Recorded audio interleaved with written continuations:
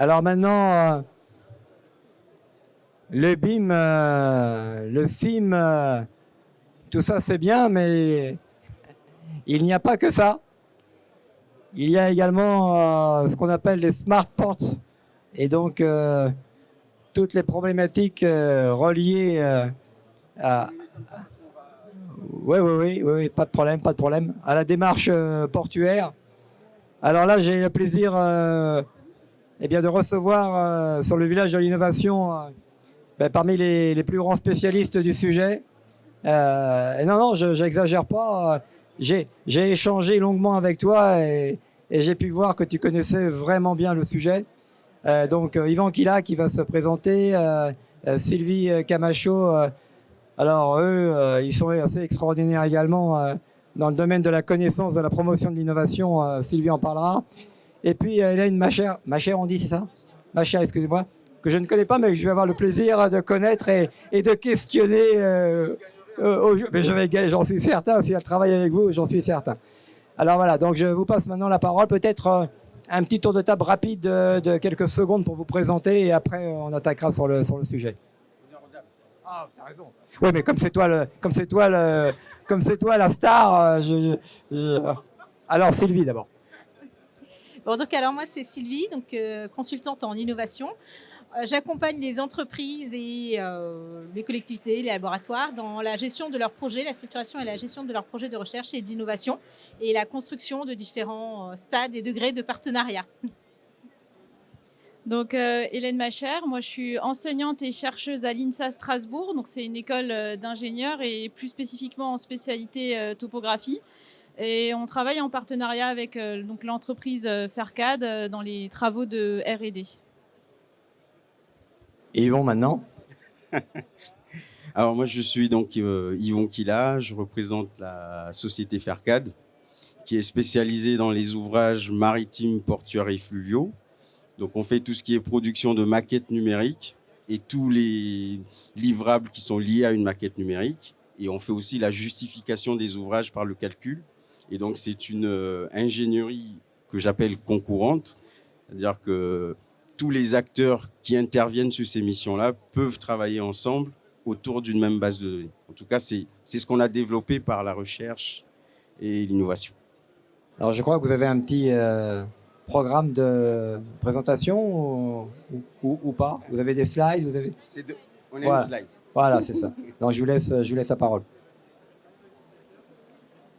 La suivante, voilà.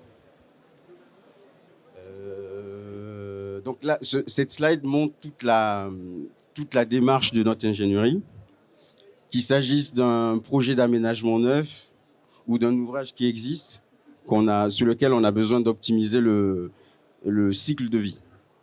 Donc toute la démarche est présentée, on va rentrer dans le détail plus tard, et surtout on rappelle finalement les différents partenaires qui rendent possible cette démarche ce que j'appelle en traitement de la donnée pour obtenir des livrables en bout de chaîne. Hélène va commencer par cette partie, donc qui est un des plugins qu'on a développé. Et elle va détailler le fonctionnement du plugin. Et puis après, moi, je parlerai de la partie Generative Design. Hélène, dont les travaux de recherche sont le scan to BIM, on s'est appuyé sur ces travaux pour finalement le concours, donc demain, ce qu'on va présenter au concours qui est lié aux infrastructures. Hélène a fait ce travail en amont sur le bâtiment. Vous voulez aller au Québec, hein, c'est ça?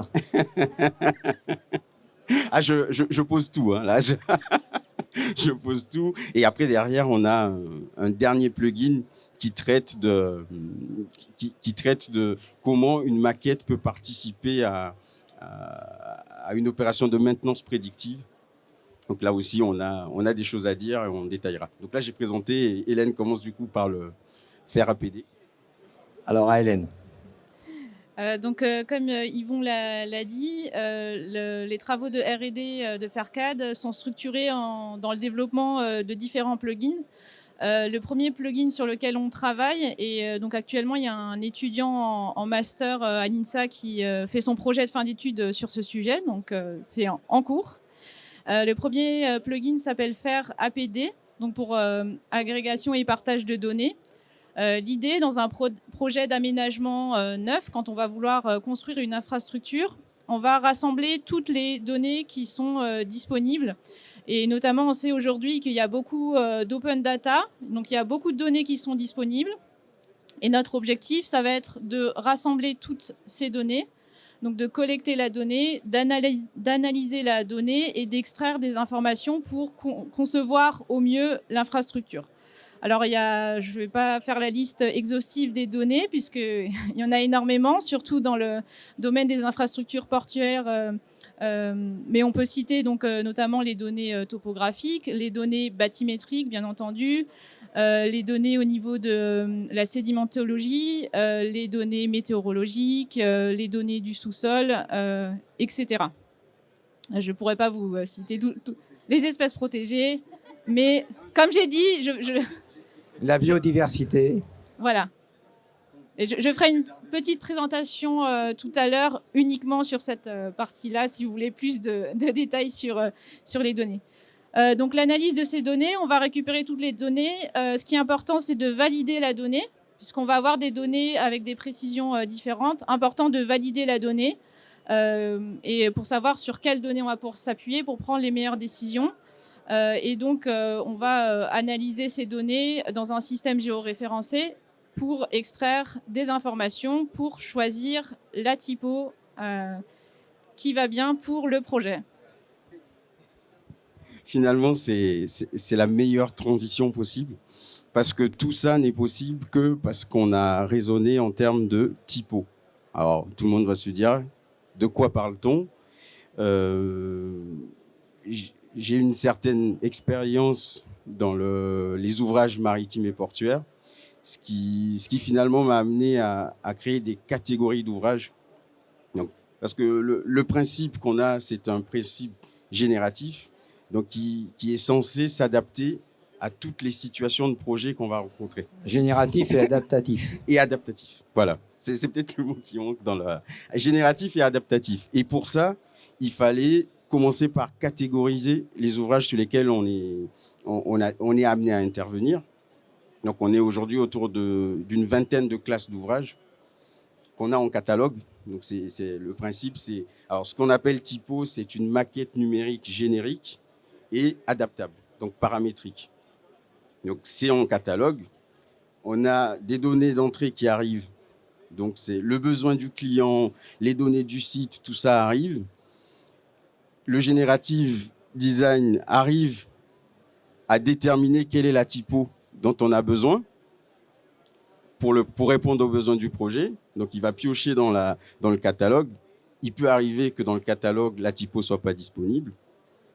On passe par un générateur de typo qui va produire automatiquement la typo dont on a besoin pour répondre aux besoins qu'on a collectés ici.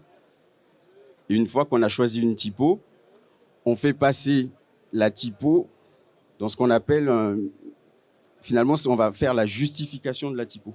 Parce que l'idée au bout, c'est d'avoir une géométrie en 3D, mais cette géométrie doit être vérifiée par le calcul.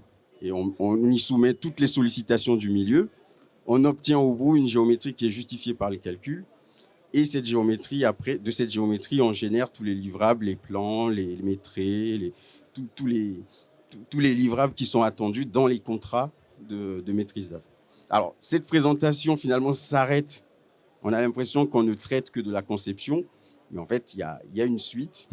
C'est que ces maquettes, on n'avait plus la place. C'est pour ça qu'on n'a pas montré. Après, il y a des usages liés aux maquettes qui concernent la phase travaux. Donc, tout ce qui se passe entre les... Ah, c'est toi qui devais parler de ça. Donc, on peut utiliser les maquettes pour faire du suivi d'avancement de chantier. Donc, finalement, on va comparer une vidéosurveillance du chantier qui montre l'avancement de travaux, donc ce que les gens voient, avec finalement ce qui a été prévu en 4D dans la maquette pour donner un état d'avancement. Alors, c'est très intéressant parce que dans le BIM, entre guillemets, comme on le dit aujourd'hui classique, là, moi, je ne connais pas beaucoup de maquettes virtuelles 3D qui correspondent au bâti, à ce qui est réellement construit. Et là, avec ce processus, en fait, qui est un processus agile, Ouais. le calcul vient vérifier que la maquette est en bonne conformité avec les différentes contraintes qui doivent être C'est ça. assumées, quoi. Si on peut C'est dire. ça. C'est que finalement, c'est la manipulation de la donnée en amont. On manipule la donnée pour finalement ajuster, synchroniser notre maquette avec le projet. D'accord. Donc, elle vit en même temps que le projet en automatique. D'accord. Donc on s'assure d'une bonne cohérence et de la légitimité de la maquette qui va être générée. C'est ça. C'est ça. Parfait. Et en tenant compte de finalement les apports de tous les métiers. Parce que là, ce qui est là-dedans, c'est il y a aussi Oui. les données des autres métiers qui influencent la géométrie qui est attendue Oui. par... Je comprends. Ouais. Super.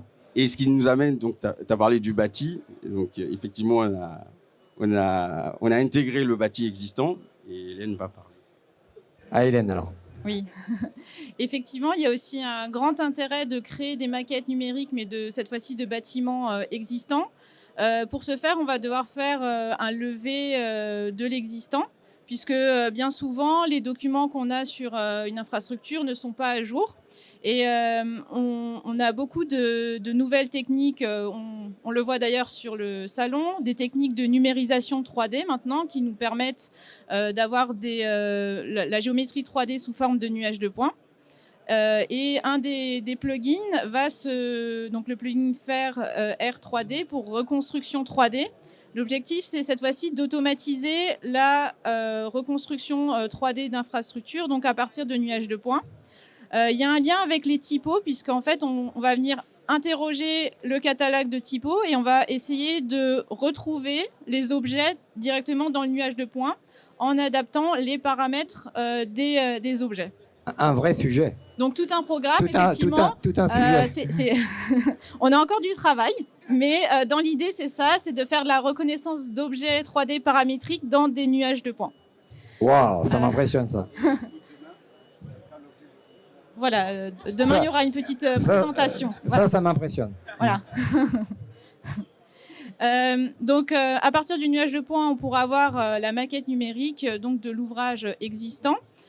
Yvon en a parlé un petit peu, mais il y a aussi un intérêt de faire de la numérisation 3D pendant les travaux. L'idée, c'est de venir à différents moments des travaux et de comparer la maquette numérique telle que conçue avec un nuage de points pour voir l'avancement des travaux. Donc, quels éléments ont été construits, quels éléments restent à construire. Donc, si l'élément est dans le nuage de points, c'est qu'il a été construit. S'il n'est pas là, c'est qu'il reste à construire, bien évidemment. Et d'autre part, ça permet aussi de vérifier la conformité d'exécution, de vérifier les tolérances d'exécution en comparant, là encore, nuage de points et maquette numérique. Et enfin, une fois qu'on a la maquette numérique, pour la gestion de l'ouvrage, on envisage un dernier plugin pour le monitoring en fait, de l'infrastructure en mettant en place des instruments de mesure, une instrumentation sur l'ouvrage, notamment avec l'entreprise Morphosense qui met en place donc des capteurs sur un ouvrage et qui permet donc de récolter les données en temps réel. Et l'idée aussi, c'est de représenter ces capteurs dans la maquette numérique et être capable de récupérer la donnée, l'analyser et pouvoir détecter s'il y a un problème dans l'ouvrage et aussi améliorer la conception aussi des futurs ouvrages. Super, on est là dans le avec la réelle, ce que je disais tout à l'heure. Ok, super. Et alors, Sylvie, qu'est-ce qu'elle fait là-dedans là j'imagine pas que vous avez fait tout ça sans elle, quoi. C'est pas possible. Hein alors, Sylvie. Donc moi, je rends tout ça possible, voilà, c'est donc ça. Non, alors concrètement, en fait, un projet comme ça, c'est un projet énorme qui demande des compétences incroyables. Et donc, qui dit compétences incroyables dit des experts, dit des laboratoires de recherche et des collaborateurs, des collaborations à encadrer et à mettre en place. Donc, nous, chez Calvinov, on intervient justement pour aider les entreprises comme Faircad à profiter autant que faire se peut de tous les dispositifs qui vont pouvoir l'aider à employer des gens comme Hélène qui sont des experts et qui travaillent dans des laboratoires de recherche publics avec différents dispositifs qui existent, que ce soit des crédits d'impôt, que ce soit des appels à projets, des consortiums, des PIA, n'est-ce pas, Dominique? On va en parler deux mots après. Donc voilà, donc nous on intervient à ce niveau-là parce qu'on va avoir cette expérience de pouvoir faire matcher des laboratoires, des gens, et poser des questions qui fâchent, comme et l'API, vous en faites quoi? Et les données, elles sont à qui? Et comment vous partagez après les revenus? Et pourquoi votre projet il s'appelle comme ça alors qu'il y a des concurrents qui ont le même projet? tout ce genre de questions un peu qui viennent un peu embêter, mais qui sont indispensables pour pouvoir mettre en place en fait un consortium, un partenariat qui va tenir la route, qui va être solide et qui va permettre de faire avancer le projet. Peut-être, Yvan, un mot de la fin avant que je fasse mes deux petits mots à moi sur Sylvie. Là. Alors, la petite histoire que je voulais raconter, donc, qui concerne Sylvie, c'est que ces travaux ont démarré en 2019. Et en 2019, en fait, on s'était dit, on va tout faire en interne, entre privés. On a travaillé pendant 2 ans. On a été incapable de toucher du crédit impôt recherche parce qu'on ne savait pas valoriser les travaux qu'on a fait pendant 2 ans. Et j'ai failli arrêter. J'ai failli arrêter toute cette démarche. Je me suis dit, bon, mais si je ne sais pas toucher de crédit impôt recherche, mais on ne va pas y arriver. Et c'est là où Sylvie et son cabinet, déjà, ils ont monté le dossier pour qu'on touche du CIR, ce qui a permis de faire respirer un peu la trésor, parce que pour l'instant, 0 subvention à ce stade. Tout en fonds propres. Donc, il fallait quand même toucher un peu de retour de l'État. Voilà, c'était la petite histoire pour dire c'était pas possible sans... Alors, vous savez, l'entrepreneuriat, comme dans la vie d'ailleurs de manière générale, ce sont toujours des rencontres de personnes. Et moi, je ne suis pas tellement impressionné par les grands noms. Et il y en a beaucoup ici, hein. Mais je suis impressionné par ce que nous sommes capables de faire tous ensemble autour de la table dans la journée. Et je peux vous dire une chose, les grands cabinets d'innovation, je les connais quasiment tous, ils me connaissent. J'ai d'ailleurs organisé des fusions-acquisitions entre certains de manière transatlantique. Mais j'ai rarement rencontré des gens comme Cavinov qui étaient capables de comprendre ce que j'avais dans mon cerveau, okay, et de le mettre sur le papier de manière si bien documentée que je ne sais pas si le consortium et l'appel à projet là, qu'on a déposé, on va le gagner. Mais en tout cas, il y a une brique de 100 pages qui, croyez-moi, j'ai rarement vu. Donc franchement, 60 ont été limités. 60 ont été limités. J'exagère un peu. Mais non, franchement, ils sont super. Je les recommande à tous les entrepreneurs du village et au-delà du village. Ce sont des gens super. Vous pouvez compter sur eux. Merci, c'était très très intéressant. Merci. Le Smart Port fait effectivement partie de la Smart City au sens large.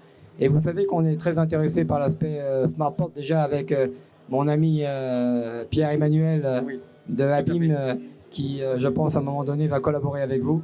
Et voilà, et c'est un exemple, un bel exemple de ce que nous on essaye de faire avec SPLM, c'est-à-dire aligner les compétences technologiques, techniques et l'expertise globale pour développer des sociétés au niveau international que j'ai eu l'occasion de faire dans ma carrière professionnelle. Ouais. Merci à vous tous. Merci. Et tu avais raison, elle gagne à être connue.